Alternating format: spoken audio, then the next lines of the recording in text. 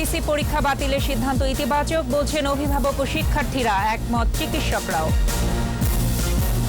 সুবিধাভোগী অনুপ্রবেশকারীরা দলের ভাবমূর্তি ক্ষুণ্ণ করছে বললেন ওবায়দুল কাদের, নেতাকর্মীদের সতর্ক থাকার পরামর্শ। সিনহা হত্যা মামলায় বরখাস্ত ওসি প্রদীপ সহ ৩ জন আবারও ৩ দিনের রিমান্ডে। রাজধানীর নাখালপাড়ায় ঘরের ভেতর স্বামী স্ত্রীর মৃতদেহ, হত্যার পর আত্মহত্যা ধারণা পুলিশের। সামাজিক যোগাযোগ মাধ্যমে ইমোশনাল ব্ল্যাকমেইলিং, 10 কোটি টাকা হাতিয়ে নিয়েছে প্রতারক চক্র।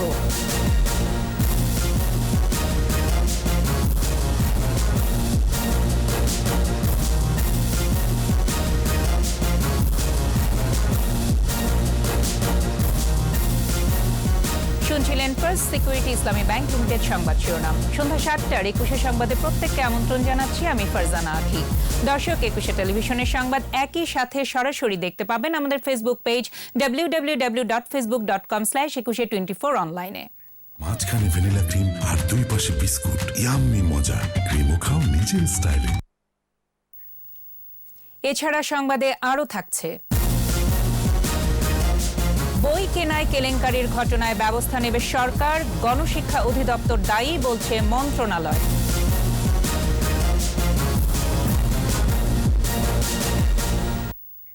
জেএসসি জেডিসি পরীক্ষা বাতিল ও শিক্ষা প্রতিষ্ঠানের ছুটির মেয়াদ বাড়ানোর সিদ্ধান্তকে ইতিবাচক হিসেবে নিয়েছেন অভিভাবক ও শিক্ষার্থীরা।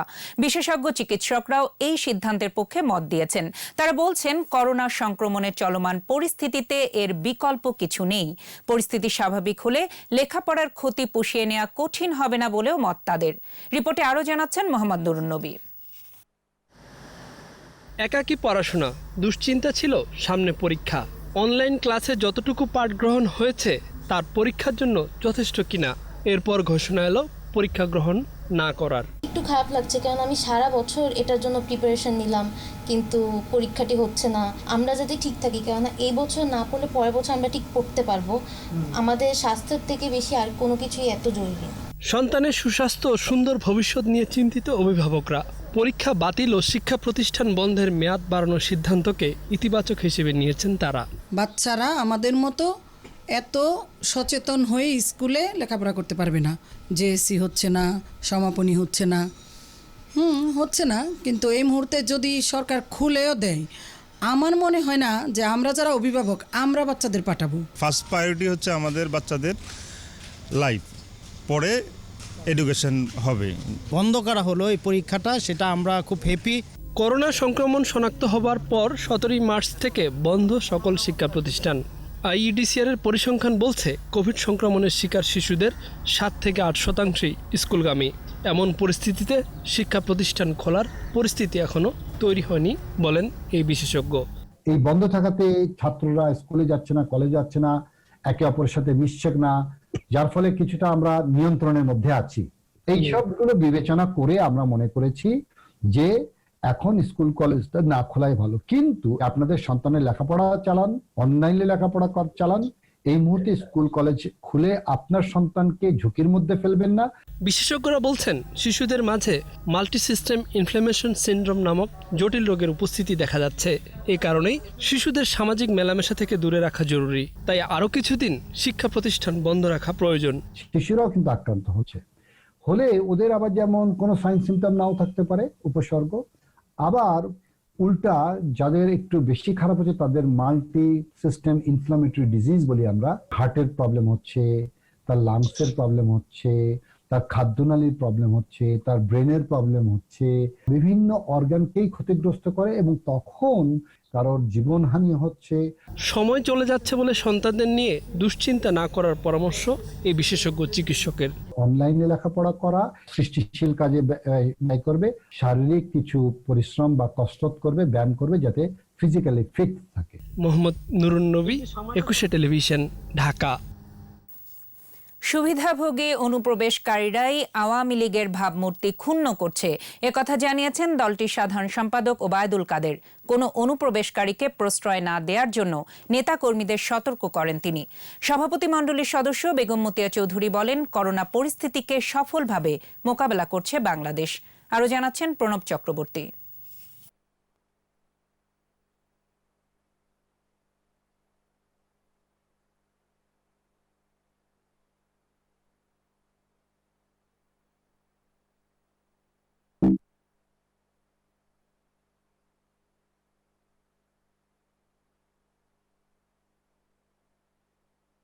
সাম্প্রতিককালে দেখা গেছে দলের ভাবমূর্তি পূর্ণের জন্য সুবিধাভোগী এক শ্রেণীর অনুপ্রবেশকারীরা দায়ী। দুঃসময় এলে দীর্ঘদিনের ত্যাগী নেতা কর্মীরা দলকে ধরে রাখে। সুবিধাভোগী অনুপ্রবেশকারী অপকর্মকারীদের আশ্রয় প্রশ্রয় দিতে পারবেন না। অবসরপ্রাপ্ত মেজর সিনহা মোহাম্মদ রাশেদ খান হত্যা মামলায় বরখাস্ত ওসি প্রদীপ কুমার দাস, ইন্সপেক্টর লিয়াকত আলী ও এসআই নন্দ দুলাল রক্ষিতকে তৃতীয় দফা 3 দিনের রিমান্ড দিয়েছেন আদালত। শুক্রবার বিকেলে সিনিয়র জুডিশিয়াল ম্যাজিস্ট্রেট টেকনাফ 3 আদালতের বিচারক এই আদেশ দেন। কক্সবাজার প্রতিনিধি আব্দুল আজিজের রিপোর্ট জানাচ্ছেন সমর ইসলাম। 4 দিনের রিমান্ড শেষে শুক্রবার বিকেলে 3 আসামিকে সিনিয়র জুডিশিয়াল ম্যাজিস্ট্রেট টেকনাফ 3-এর আদালতে হাজির করা হয়। মামলার তদন্ত কর্মকর্তা র্যাব 15 এর সহকারী পুলিশ সুপার খায়রুল ইসলামের আবেদনের প্রেক্ষিতে বিচারক তামান্না ফারার আদালত এই রিমান্ড মঞ্জুর করেন। তদন্ত কর্মকর্তা জানান, মামলাটি খুবই স্পর্শকাতর। অধিকতর তদন্তের স্বার্থে আসামিদের আরও জিজ্ঞাসাবাদের জন্য 4 দিনের রিমান্ড আবেদন করা হয়। আমরা আইন মান্য করে আমরা রিমান্ড প্রেয়ার দিয়েছি এবং বিজ্ঞ আদালত এটা জানেন। ওসি প্রদীপ সহ 3 জন আসামিকে আমাদের প্রার্থনা বলে ওনাদেরকে 3 দিন রিমান্ড মঞ্জুর করেছেন। এদিকে অ্যাডভোকেট আহসানুল হক হেনার নেতৃত্বে চট্টগ্রাম থেকে একটি আইনজীবী প্যানেল আদালতে গিয়ে প্রদীপ সহ 3 জনের জামিন ও রিমান্ড আবেদন বাতিলের আবেদন করেন। বিচারক আবেদন দুটি নাকচ করে দেন। আমাদের যুক্তি ছিল প্রদীপ বাবু কোনো গুলি করেনি। ওনার পিএস 32 মাইল দূরে। আমি ঘটনার পরপর এজাহারে যে কথা বলা হয়েছে যে আমি এসেছিলাম, কিভাবে আমি কি এখানে ছিলাম?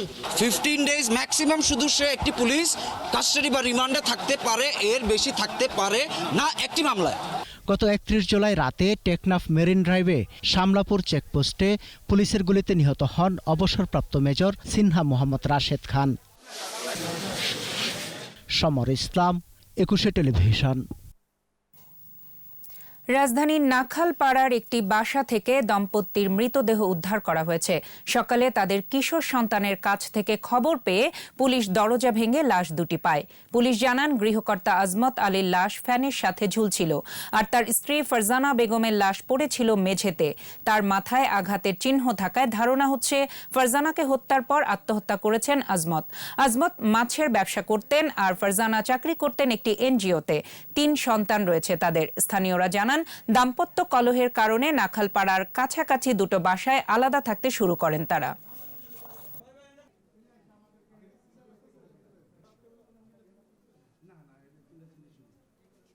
দরজা বন্ধ, পরে আমি চিপাতে ঘুরে দেখি যে একটা লাশ গলায় রশি দেওয়া আছে, আর নিচে মহিলা বাসায় যে এখানে পাকশাক করে আর কি, মহিলাটা সমিতি অফিসে পাকশাক করে ওই শুয়ে পড়ে আছে, নিচে পড়ে আছে। আজমত আলী যিনি আছেন তাকে মানে তার ফাঁস দেওয়া অবস্থায় তার আমরা লাশটা পাই এবং মেঝেতে তার ওয়াইফের মরদেহটা আমরা পাই।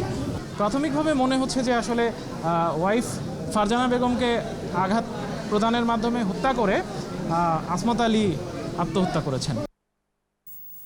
দেশে করোনা ভাইরাসে আক্রান্ত হয়ে আরও 47 জনের মৃত্যু হয়েছে। নতুন শনাক্ত 2211 জন। সংবাদ মাধ্যমে বিজ্ঞপ্তি পাঠিয়ে স্বাস্থ্য অধিদপ্তরের পক্ষ থেকে দেশে করোনা পরিস্থিতির এই তথ্য জানানো হয়। সেখানে বলা হয়, সকাল 8টা পর্যন্ত তথ্য অনুযায়ী দেশে করোনায় আক্রান্তের সংখ্যা 3,06,794 জন, আর মৃতের সংখ্যা 4,174 জন, যার মধ্যে 2019 জনের মৃত্যু হয়েছে কেবল ঢাকা বিভাগেই। আইইডিসিআর এর হিসেবে বাসা ও হাসপাতালে চিকিৎসাধীন আরও 3,378 জন রোগী সুস্থ হয়েছেন একদিনে। মহামারী করোনার বিরুদ্ধে লড়াইয়ে এবার একসাথে কাজ করতে যাচ্ছে বেক্সিমকো ফার্মা এবং বিশ্বের সবচেয়ে বড় ভ্যাকসিন উৎপাদনকারী প্রতিষ্ঠান সেরাম ইনস্টিটিউট অব ইন্ডিয়া। এক প্রেস বার্তায় জানানো হয়, করোনা ভ্যাকসিন উন্নয়নে এসআইআই এ বিনিয়োগ করবে বিপিএল। বাংলাদেশ সরকারের প্রয়োজন নিশ্চিতের ব্যবস্থাও করবে বিপিএল। এছাড়া বাংলাদেশের বেসরকারি বাজারের জন্য ভ্যাকসিনের সরবরাহ নিশ্চিত করবে বিপিএল। এসআইআই এর মালিক ও প্রধান নির্বাহী আদর্শী পুনাওয়ালা এবং বিপিএল এর প্রিন্সিপাল শায়ান এফ রহমান এক যৌথ বিবৃতিতে জানান, এই চুক্তিটি মাইলফলক হয়ে থাকবে। সামাজিক যোগাযোগ মাধ্যম ব্যবহার করে গত কয়েক মাসে প্রায় 10 কোটি টাকা হাতিয়ে নিয়েছে একটি প্রতারক চক্র। আইন শৃঙ্খলা বাহিনীর হাতে কয়েকজন প্রতারক আটকের পর এমন তথ্য বের হয়ে আসে। সামাজিক যোগাযোগ মাধ্যমে প্রতারণা নিয়ে সাইদুল ইসলামের 2 পর্ব ধারাবাহিকের দ্বিতীয় পর্ব আজ। ঢাকা বিশ্ববিদ্যালয়ের সাবেক শিক্ষার্থী রাহাত আরা খানম তুর্নাম পরিচয় দিতেন একজন সফল উদ্যোক্তা হিসাবে। একটি বিদেশি চক্রের দেশি সহযোগী তুর্নাম। প্রথমে সিআইডির ফাঁদে ধরা পড়ে নাইজেরীয় নাগরিক সহ কয়েকজন বিদেশি প্রতারক। তাদের তথ্যের ভিত্তিতে আটক করা হয় তুর্নাকে। জিজ্ঞাসাবাদে বের হয়ে আসে নানা তথ্য। সংশ্লিষ্ট সিআইডি কর্মকর্তা জানান তাদের প্রতারণার নানা কৌশলের কথা। বলেন পরিচয় দেওয়া হয় আর্মি অফিসার হিসাবে। পরে শুরু হয় ইমোশনাল ব্ল্যাকমেইল। আসে সম্পদ দান বা বড় উপহারের প্রসঙ্গ। যখন রিপোর্টেড হয় পুলিশ, ততক্ষণে দেখা যায় তার 3 থেকে 5 লাখ টাকা নাই। আর কোনো রিপোর্ট হয়েছে যেটা হয়তো বা 18 লাখ 20 লাখ টাকা দেওয়ার পরে। আমরা হোপফুল যে আরও বেশ কিছু আমরা অপারেশন করতে পারবো এবং আশা করি বা আমরা চেষ্টা করছি যাতে এই ক্রাইমটা আমাদের বাংলাদেশ থেকে আর অ্যাটলিস্ট না আসে। এটি একটি আন্তর্জাতিক প্রতারক চক্র বলে জানান এ কর্মকর্তা। বলেন এদের সমূলে শেষ করা দুঃসাধ্য কাজ। এটা খুব প্রতিষ্ঠিত একটা বড় চক্র এবং এটা নর্থ যে শুধু বাংলাদেশেই এই কাজটা চলে। আমাদের প্রতিবেশী দেশ বলেন বা সিঙ্গাপুরের মতো হাইটেক একটা সিটি, সেখানে যদি তারা এই ধরনের তাদের বন্ধুবান্ধব থাকে, তা আমরা বুঝতে পারি তারা খুব স্কিল ওয়েতেই এবং প্রফেশনালিজম ওয়েতেই, যদিও এটা ক্রিমিনাল অ্যাক্টিভিটি, বাট প্রাতিষ্ঠানিকভাবে তারা এই কাজটা করছে। এমন প্রতারক চক্রের হাত থেকে বাঁচতে বিভিন্ন পরামর্শ দেন এ কর্মকর্তা। আমরা যদি আস্তে আস্তে এটাকে ডেটান্ড ওয়েতে দমন করতে পারি, তাহলে আলটিমেটলি আমাদের দেশে অ্যাটলিস্ট খুব বেশি আর ভিকটিম থাকবে না। সামাজিক যোগাযোগ মাধ্যমে অপরিচিতদের এড়িয়ে চলা, লটারি বা যে কোনো ধরনের প্রলোভন থেকে বিরত থাকার পরামর্শ আইন শৃঙ্খলা রক্ষাকারী সংস্থার। এই ক্ষেত্রে এক্সট্রিমলি সচেতন থাকতে হবে। সাইদুল ইসলাম, 21 টেলিভিশন, ঢাকা। এবং তারাই চেষ্টা করবে।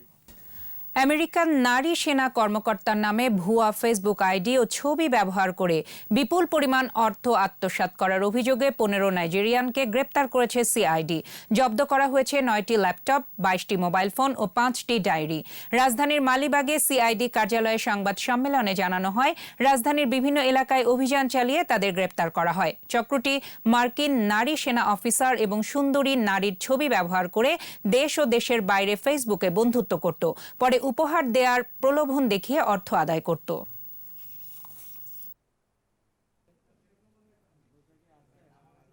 আমরা মারামারি বা অ্যারোগেন্সি এই কারণে এই কাজটা আমাদের জন্য ডিফিকাল্ট হয়ে গেছে, বাট আমরা আশা করছি তাদেরকে ধরতে পারবো। এবার আমরা তাদের যে ল্যাপটপ বা মোবাইল ফোন জব্দ করেছি, তাতে কিন্তু আমাদের একদম সুস্পষ্ট আলামত আছে যে তারা এই কাজগুলোর সঙ্গে জড়িত। দেশের বিভিন্ন স্থানে এখনও পানিবন্দী অনেকে। কোথাও কোথাও সড়ক যোগাযোগ ভেঙে পড়া এবং বিদ্যুৎ না থাকায় বিপাকে তারা। নদী গর্ভে ঘরবাড়ি বিলীন হওয়ায় খোলা আকাশের নিচে কাটছে মানবেতর জীবন। প্রতিনিধিদের সহায়তায় মুশফিকা নাজনীনের রিপোর্ট।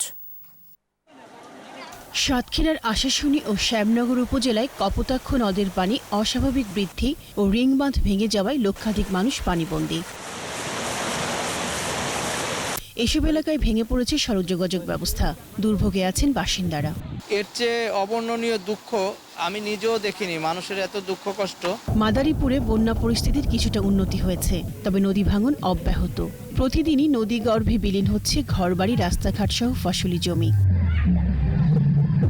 নদী ভাঙন এলাকায় রয়েছে খাবার ও বিশুদ্ধ পানির সংকট। টানা বর্ষণ ও জোয়ারের পানিতে নিম্নাঞ্চল প্লাবিত হওয়ায় বাগেরহাটের বিভিন্ন উপজেলায় তলিয়ে গেছে সবজি ক্ষেত। গ্রাম রক্ষা বাঁধ উপচে পানি উঠায় 2বার জোয়ার ভাটার পানিতে তলিয়ে যাচ্ছে বাগেরহাট সদর, মোরেলগঞ্জ সহ বেশ কয়েকটি এলাকা। বটবটি, করলা এগুলো সব তলিয়ে গেছে, গাছগাছ নষ্ট হয়ে গেছে। এখন আমরা কি করব? গাছপালা সব নষ্ট হয়ে যাচ্ছে। এখন চাষিরা সব ব্যাপক ক্ষয়ক্ষতির মুখে পড়ছে। ফসল হিসাব করে দেখা গেছে যে আমাদের প্রায় 17 কোটি 18 লক্ষ টাকার মতন ক্ষয়ক্ষতি হয়েছে। মুশফিকা নাজনীন, 21 টেলিভিশন। বন্যার পানি কমছে, বাড়ছে নদী ভাঙন। এরই মধ্যে 504 পয়েন্টে চলছে ভাঙন। পানি সম্পদ প্রতিমন্ত্রী জাহিদ ফারুক বলেছেন, ক্ষতিগ্রস্ত তীর রক্ষা বাঁধগুলোর মেরামত কাজ শেষের দিকে। বন্যা নিয়ন্ত্রণ বাঁধ মেরামতও চলছে। মফিউর রহমানের রিপোর্ট। বিশ্বের বৃহত্তম বদ্বীপ বাংলাদেশ। পদ্মা, মেঘনা, যমুনার মতো বড় বড় নদীগুলো আন্তর্জাতিক সীমানা পেরিয়ে দেশের ভিতর দিয়ে প্রবাহিত হয়ে মিশেছে বঙ্গোপসাগরে। প্রতিবর্ষায় উজানের ঢল আর বৃষ্টিতে নদ নদীগুলো দুকুল ছাপিয়ে প্লাবিত করে বিস্তীর্ণ এলাকা। এবার 4 দফা বন্যায় উত্তর পূর্বাঞ্চল, মধ্যাঞ্চল ও দক্ষিণাঞ্চল মিলিয়ে দেশের প্রায় 30 ভাগ এলাকা প্লাবিত হয়। বানের পানি কমছে, তবে তীব্র হচ্ছে নদী ভাঙন।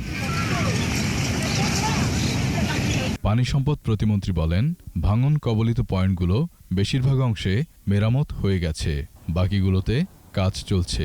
এই পর্যন্ত 504টা স্থানে ভেঙে গিয়েছে, 498টি মেরামত করা হয়েছে। পানি কমে যাওয়ার পরে পরবর্তীকালে আমরা এটার জন্য আমরা আরেকটা প্রকল্প নিয়ে নদীর তীরগুলোকে যাতে করে রক্ষা করা যায়, যাতে করে ভবিষ্যতে ভাঙন না হয়। ভবিষ্যতে বন্যা ও বন্যা পরবর্তী ভাঙন রোধে নতুন বাঁধ নির্মাণের পাশাপাশি নিচু বাঁধগুলো উঁচু করা হবে বলেও জানান তিনি। প্রতি বছর যে নদী ভাঙন হয়, বন্যায় প্লাবিত হয়, মাননীয় প্রধানমন্ত্রীর নির্দেশনা হলো ডেল্টা প্ল্যান 21-এর আওতায় আমাদের নদীগুলোকে ড্রেজিং করব এবং খনন করব, যাতে করে বন্যার সময় এই পানিগুলো ধারণ ক্ষমতা আমাদের বৃদ্ধি পায়। নদ নদীর নাব্য রক্ষায় ড্রেজিং চলছে বলে জানান প্রতিমন্ত্রী। মফিউর রহমান, 21 টেলিভিশন, ঢাকা। সাংবাদিক নাজমুল হোসাইনের বই কেলেঙ্কারির বিরুদ্ধে ব্যবস্থা নেবে মন্ত্রণালয়। প্রতিমন্ত্রী জাকির হোসেন জানিয়েছেন, মন্ত্রণালয়কে অন্ধকারে রেখেই সবকিছু করেছে প্রাথমিক ও গণশিক্ষা অধিদপ্তর। সংসদীয় তদন্তে কমিটির রিপোর্টের সুপারিশ অনুযায়ী ব্যবস্থা নেওয়ার কথা জানান মন্ত্রী। আকবর হোসেন সুমনের রিপোর্ট। মুক্তিযুদ্ধ, বাংলাদেশ ও জাতির পিতার সঠিক ইতিহাস প্রজন্মের কাছে তুলে ধরতে সরকারি প্রাথমিক বিদ্যালয়ে বঙ্গবন্ধু কর্নার স্থাপনের উদ্যোগ। 65,700 বিদ্যালয়ের জন্য কেনা হবে 130 কোটি টাকার শিশুদের পাঠ্য উপযোগী বই। সম্প্রতি লেখক প্রকাশকদের প্রতিবাদের মুখে বই বাছাই প্রক্রিয়া স্থগিত হলেও 30 কোটি টাকা খরচায় 8টি বই কেনার সিদ্ধান্ত হয়। এর মধ্যে 3টি বই কেনার খরচ 20,70,86,400 টাকা। আর এই 3টি বই টেলিভিশনের রিপোর্টার, নাজমুল হোসেনের প্রকাশনা সংস্থা জার্নি মাল্টিমিডিয়া লিমিটেড ও সাধিকা পাবলিকেশনসের। অতিরিক্ত দাম দেখানো, মেধাস্বত্ব চুরি সহ নাজমুলের জালিয়াতির বিষয়ে ঝড় বইছে সামাজিক যোগাযোগ মাধ্যমে। এ অবস্থায় বই কেলেঙ্কারির কথা অস্বীকার করছে না মন্ত্রণালয়। আমার যে কমিটি প্রায় 30-35টি বইয়ের তালিকা দিচ্ছে আর কি, এখান থেকে 8টি বই কেনা হয়েছে। এই বিষয়টা আমাদেরকে বাইপাস করা হয়েছে। বিশেষ করে আমাকে যখন টেন্ডার করবে তখন আমাকে না জানিয়ে তারা টেন্ডারটা করেছে। তো আমি যখন জানতে পারলাম আর কি যে এই বইগুলো হয়েছে, তখন আমি তদন্ত করতে দিচ্ছি যে ঘটনাটা দেখেন কি। আপনাকে বাইপাস করে কারা করলো? এরা তো টেন্ডার তো আর মন্ত্রণালয় করে না, টেন্ডার করে ডিপি, হোপ হলো ডিপি। প্রতিমন্ত্রী জানান, সংসদীয় কমিটি তদন্ত করছে, তাদের সুপারিশের ভিত্তিতে ব্যবস্থা নেওয়া হবে। আমি দেখতেছি আমার মুক্তিযোদ্ধা মন্ত্রণালয়ের বই, এটা আরেকখানে যাবে কিভাবে? তারা আমার সরকার মুক্তিযোদ্ধা মন্ত্রণালয়কে আমরা টাকা দিতে পারি, কিন্তু এটা কিভাবে গেছে এটা আমার জানা নেই। তবে চিঠিপত্র আছে আমাদের কাছে, ওনারা নানাভাবে চিঠি চালাচালি করে আমাদেরকে কিছু ডকুমেন্টস দিছে যে হ্যাঁ এই বইটা তাদের ছাপার অনুমতি দিচ্ছে ইত্যাদি ইত্যাদি। তারপরে আমরা এটা গ্রহণ করে নিই, আমরা রাখছি যে এটা আমরা তদন্ত রিপোর্টে কি আসে, তারপরে সংসদীয় কমিটির কি আসে, এটা যাচাই বাছাই করে আমরা দিব। বই কেনায় আর কোনো ধরনের দুর্নীতি বা অনিয়ম প্রশ্রয় দেওয়া হবে না বলে আশ্বস্ত করেছেন প্রতিমন্ত্রী। অবশ্যই ব্যবস্থা নেওয়া হবে। আমি চাই আমার মন্ত্রণালয় থাকবে দুর্নীতি মুক্ত। আকবর হোসেন সুমন, 21 টেলিভিশন, ঢাকা। আমাদের বিশেষ আয়োজন জনদুর্ভোগ।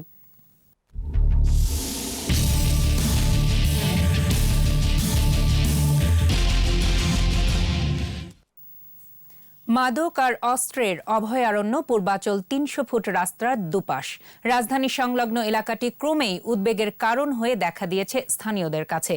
রাজুক বলছে, বিশাল এলাকায় থানা কিংবা পুলিশ ফাঁড়ি না থাকায় বেড়েছে মাদকের বিস্তার। মোস্তাফিজুর রহমানের ক্যামেরায় আরও জানাচ্ছেন অখিল পোদ্দার। দীর্ঘদিন ধরে ৬,২২৭ একর এলাকায় গড়ে উঠেছে পূর্বাচল নতুন শহর। সবুজ বনানী ছাড়াও আছে লেক আর ছোট বড় অসংখ্য রাস্তা। তত্ত্বাবধান না থাকায় সেসব পথঘাট ঢেকে গেছে ঝোপঝাড়ে। এরই আড়ালে গড়ে উঠেছে মাদকের ব্যবসা বাণিজ্য সহ অপরাধের নানান চক্র। প্রত্যেকটা সেক্টরে মাদকের একটা না একটা ব্যবসায়ী আছে, কেউ খাচ্ছে, কেউ বিক্রি করছে। যারা ঘুরতে আসে বা বেড়াতে আসে এরাও এতে ইফেক্টেড হচ্ছে। বাইরের মানুষ আর দেশের মানুষ দুটোটাই যোগ কইরা তারপরে এই কাজগুলি করতেছে, চুরি ডাকাতি, মদ খাওয়া, গাঁজা খাওয়া। 4টা থানা হওয়ার কথা, একটা থানাও এখনো হয় নাই। 2টা পুলিশ ফাঁড়ি হওয়ার কথা ছিল, পুলিশ ফাঁড়িও হয় নাই। এই সুযোগ নিয়ে মাদক ব্যবসায়ীরা একটা সিন্ডিকেট করে এখানে ইয়াবা, তারপরে দেশীয় মদ সহ গাঁজা, বিভিন্ন মাদকের সাম্রাজ্য গড়ে তুলেছে। করোনায় লকডাউন, তাই রাজধানী সংলগ্ন এলাকাটিতে ঘুরতে যান বিভিন্ন শ্রেণী পেশার মানুষ। সন্ধ্যা নামতেই অনেকেরই সব খোয়াতে হয় মাদক সেবীদের কাছে। মাদক বা অন্যান্য যে নেগেটিভ কালচারের যে বিষয়গুলো থাকে সেইগুলোইটাই একটু বেশি ফুটে ওঠে এখানে।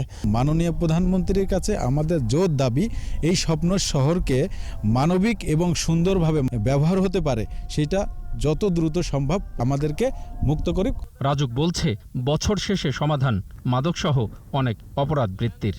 আমরা এখানে 4টা থানা রাখছি এবং 2টা পুলিশ ফাঁড়ি রাখছি এবং শহরটাকে এমনভাবে তৈরি করছি যে কোনো মুহূর্তে এই শহরটাকে লক করে দিয়ে আমরা যে কোনো ধরনের সন্ত্রাসী কার্যক্রমকে প্রতিহত করতে পারবো। স্বরাষ্ট্র মন্ত্রণালয়ের সাথে যোগাযোগ অব্যাহত রাখছি। 4টা থানা যদি পরিপূর্ণভাবে দিতে নাও পারে, 4টা ফাঁড়ি অন্তর্ভুক্ত তারা করে দিবে।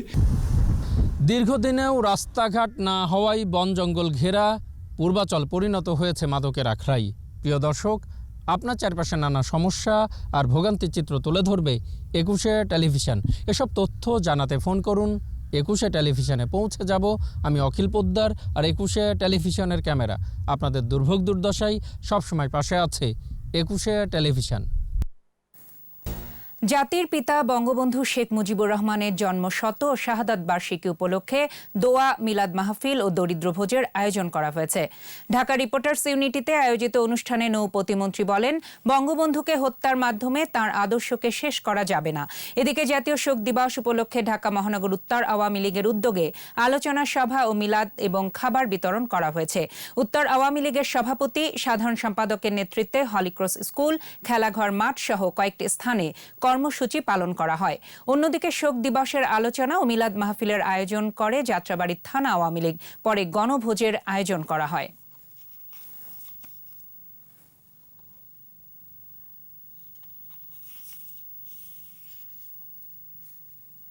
সন্ত্রাসীদের চাঁদা দিতে না পারায় রাঙামাটির কাপ্তাই লেকে মাছ ধরতে পারছে না জেলেরা।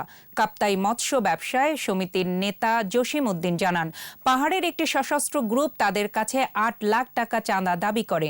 তারা জেলেদের মোবাইল ফোনে জানিয়ে দেয় চাঁদার টাকা পরিশোধ না করলে মাছ ধরতে দেয়া হবে না। এরপর থেকে ভয়ে কাপ্তাই লেকে যাচ্ছে না জেলেরা।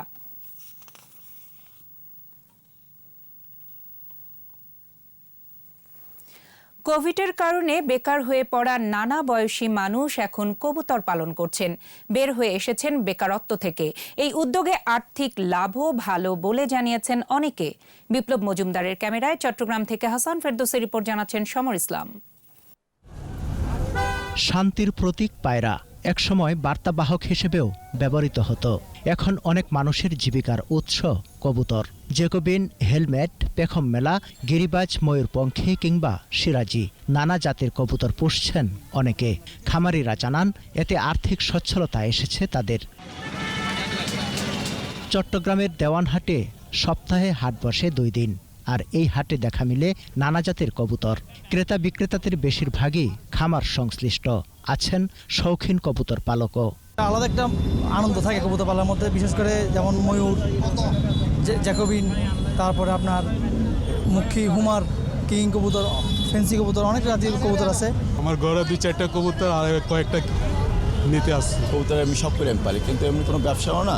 এসব কবুতর জাত ভেদে প্রতি জোড়া বিক্রি হচ্ছে 700 টাকা থেকে 20,000 টাকায়, এমন তথ্য জানান ক্রেতা বিক্রেতারা। চট্টগ্রামের বাইরে থেকেও মানুষ আছে এখানে মাল বিক্রি করে নিয়ে যায়। যারা নতুন খামার করতে চায় ওরা এখান থেকে নিয়ে যায়। বিভিন্ন প্রজাতির কবুতর আছে, যেমন আমাদের দেশি কবুতর আছে, প্লাস বাইরের জ্যাকোবিন, সিরাজি, লাহোরি। কবুতর পাললে অনেক দিকে লাভ হয়, বেকারত্ব দূর হয়। কবুতরের বাণিজ্যিক লালন পালনে প্রাণী সম্পদ বিভাগের সহায়তা দাবি করেছেন খামারিরা।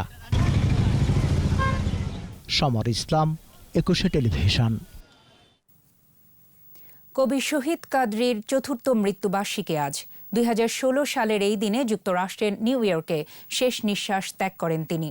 বাংলা ভাষার অন্যতম প্রধান কবিদের একজন শহীদ কাদরী তাঁর কবিতায় নাগরিকতা ও আধুনিকতা বোধের সূচনা করেছিলেন।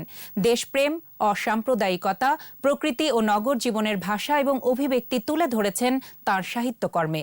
সাহিত্যে অসামান্য অবদানের জন্য শহীদ কাদরীকে বাংলা একাডেমি ও 21শে পদকে ভূষিত করা হয়। 1978 সাল থেকে তিনি প্রবাসে বসবাস করছিলেন।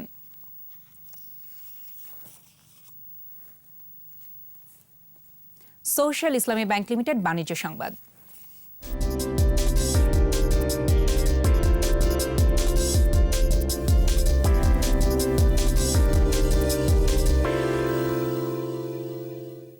বন্যার অজুহাতে প্রায় সব রকম সবজির দাম বাড়তি। বেড়েছে আদা, রসুন ও পেঁয়াজের দামও। মাছের বাজার মোটামুটি স্থিতিশীল, তবে ভরা মৌসুমেও ইলিশের দর চড়া। এর জন্য বিরূপ আবহাওয়াকে দুষছেন বিক্রেতারা। ইবনে নূর শাওনের রিপোর্ট। বন্যার অজুহাতে বেশ কিছুদিন থেকেই চড়া সবজির বাজার। এখন বন্যা পরিস্থিতির উন্নতি হচ্ছে, কিন্তু তার প্রভাব নেই সবজির বাজারে। প্রায় সব ধরনের সবজি 60 টাকার উপরে। সরবরাহ কম, তাই দাম বাড়তি দাবি বিক্রেতাদের। পেঁয়াজ কেজিতে 2 টাকা, আদা 20 আর রসুনের ঝাঁজ বেড়েছে 10 টাকা করে। আলুর দাম আগের মতো আসছে, পেঁয়াজের দাম বাড়ছে আর রসুনের দাম বাড়ছে আর ওই আদার দাম বাড়ছে। শীতকালীন সবজি না আনা পর্যন্ত এই সবজি আর নামবে না। তবে বিক্রেতাদের এসব অজুহাত মানতে নারাজ ক্রেতা। বাজার আগের চেয়ে একটু বেশি। গত সপ্তাহের তুলনায় মানে এই সপ্তাহে কেজিতে 10-15 টাকা বেশি। টমেটো আমি 100 টাকা কেজি নিলাম, আর অন্যান্য জিনিসের এভাবে দাম একটু বাড়তি আমি দেখতেছি। মাছের বাজার স্থিতিশীল, তবে ইলিশের দাম কেজিতে 100 থেকে 150 টাকা বেড়েছে। কিনেছি শিং মাছ আর অন্যান্য ইলিশ মাছ, তো মোটামুটি আমার কাছে মনে হচ্ছে যে মাছের বাজারটা ঠিক আছে, স্থিতিশীল আছে আগের মতোই। ইলিশের দামটা ভাই গত সপ্তাহের চেয়ে এই সপ্তাহে একটু বেশি, কারণ কি এই নদী এবং সাগরের মধ্যে যেমন এই যে নিম্নচাপ, একটা মাছে 100 থেকে 200 টাকা বেশি। ভোজ্য তেল লিটারে 2 টাকা, চিনি 5 টাকা আর মোটা চাল কেজিতে 2 টাকা বেড়েছে। মশলার দাম গত সপ্তাহে যা গেছে এখন একই দাম, ওটা বাড়ে না। তবে চাউল প্রতি বস্তায় 100 টাকা করে বাড়ছে। বাইরের চাউলগুলো যদি আনা হয় বাংলাদেশে, আশা করি মেলারা চাউলের দাম এরকমই রাখবে বা আরও 100 টাকা কম হবে, বাড়াবে না। ইবনে নূর শাওন, 21শে টেলিভিশন, ঢাকা। আর এরই সাথে শেষ করছি সন্ধ্যা 7টার 21শে সংবাদ। তবে যাবার আগে ফার্স্ট সিকিউরিটি ইসলামী ব্যাংক লিমিটেড সংবাদ শিরোনামগুলো জানাচ্ছি আরও একবার। জেএসসি জেডিসি পরীক্ষা বাতিলের সিদ্ধান্ত ইতিবাচক বলছেন অভিভাবক ও শিক্ষার্থীরা, একমত চিকিৎসকরাও। সুবিধাভোগী অনুপ্রবেশকারীরা দলের ভাবমূর্তি ক্ষুণ্ণ করছে বলেন ওবায়দুল কাদের, নেতাকর্মীদের সতর্ক থাকার পরামর্শ। সিনহা হত্যা মামলায় বরখাস্ত ওসি প্রদীপ সহ 3 জন আবারও 3 দিনের রিমান্ডে। রাজধানীর নাখালপাড়ায় ঘরের ভেতর স্বামী স্ত্রীর মৃতদেহ, হত্যার পর আত্মহত্যা ধারণা পুলিশের। এবং সামাজিক যোগাযোগ মাধ্যমে ইমোশনাল ব্ল্যাকমেইলিং, 10 কোটি টাকা হাতিয়ে নিয়েছে প্রতারক চক্র।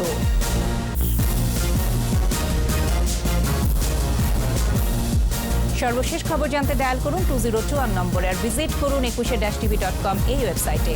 এছাড়া ফেসবুকে লগ ইন করতে পারেন facebook.com/2124 অনলাইনে। পরবর্তী সংবাদ রাত 9টায় দেখার আমন্ত্রণ রইল। স্বাস্থ্যবিধি মেনে চলুন, সুস্থ থাকুন, 21-এর সাথেই থাকুন।